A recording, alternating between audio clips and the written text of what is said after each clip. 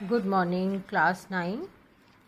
Children, as you will be having your test on the 26th, that is this coming Tuesday, from lesson 5, chapter 5, fundamental unit of life.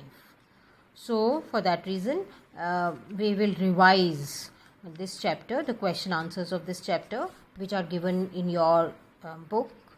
First, we'll take up the in-text questions. That means the questions which are given in between the chapter.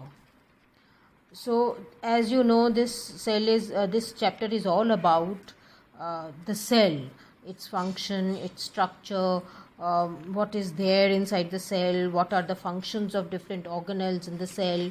So, everything related to the cell and how the cell was discovered, then how the cells divide. So the first set of questions which we have is the first question here is, who discovered cells and how?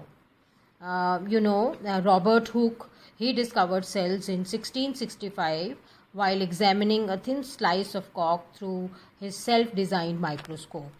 And he saw that the cork resembled a honeycomb-like structure consisting of many small compartments.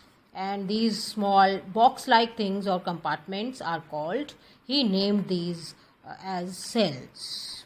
Then the second question is, why is the cell called the structural and functional unit of life? Because cell is capable of independently carrying out all the necessary activities of life, therefore the cell is called the structural and functional unit of life.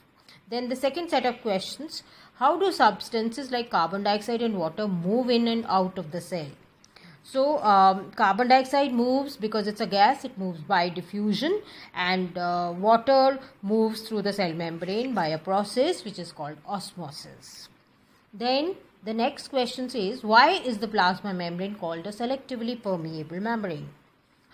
Yes, plasma membrane is called selectively permeable membrane because it allows only certain substances to enter and exit out of it, not all substances. Then now the next this question here, it's a table between which shows the difference between prokaryotic cell and eukaryotic cell. Some of the points are already given and somewhere the blanks are there which we have to fill. So the first point is that the is about their size. That size is generally small in case of prokaryotic cell. It is 1 to 10 microns, whereas eukaryotic cell is 5 to 100 microns. Then the second point is about the nuclear region. As you know, in prokaryotic cell, they do not have a well-defined nucleus. So nuclear region is poorly defined due to absence of a nuclear membrane and is known as nucleoid. And nuclear membrane in the eukaryotic cell, it's a well-defined nucleus surrounded by a nuclear membrane.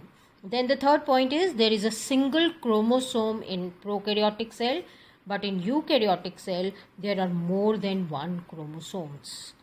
Then the last point here, in prokaryotic cell, membrane bound cell organelles are absent, whereas in eukaryotic cell these membrane bound cell organelles are present.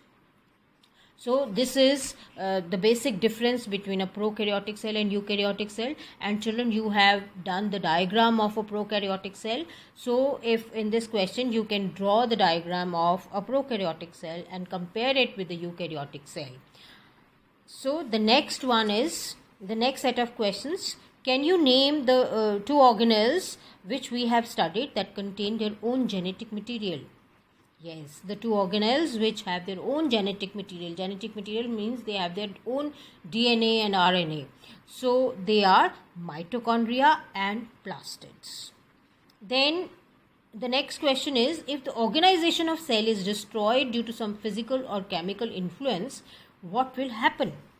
So it is, in this case, the cell will be damaged, it will not be able to revive itself, and what will happen? The lysosomes which are present inside the cytoplasm, they will burst and they will digest the cell. So then the next question is, why are lysosomes known as suicide bags? So this question is related to this previous question which we have just now done. because when the cell gets damaged, lysosomes, they burst open to release the digestive enzymes which they contain, and these enzymes digest the entire contents of the cell. So that is why, because it kills the cell itself, that is why they're called as the suicide bags.